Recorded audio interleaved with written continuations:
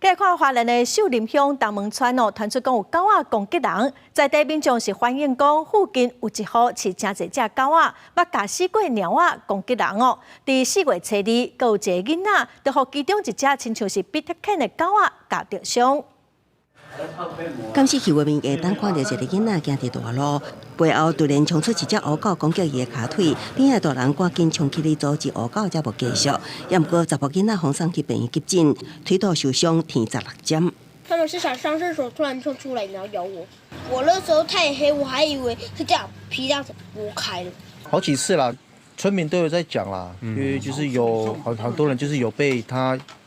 咬过。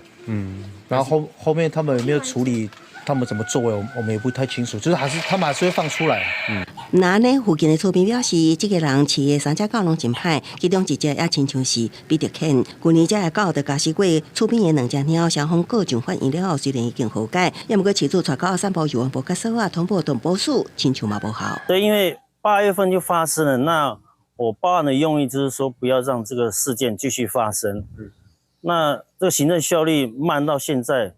你看现在4月2号又有小朋友被咬伤了，所以我觉得很心疼啊。当时无防疫所表示，去年3月8月，咬死猫的案，因为电院裁罚不起诉，后手会将惹死的狗仔定成攻击性的狗仔立管，也毋过4月初2佮发生攻击人的事件，会随先派员去将狗仔扣留。 针对肇事伤人的我们会进行予以扣留没入。另外的2只犬，我们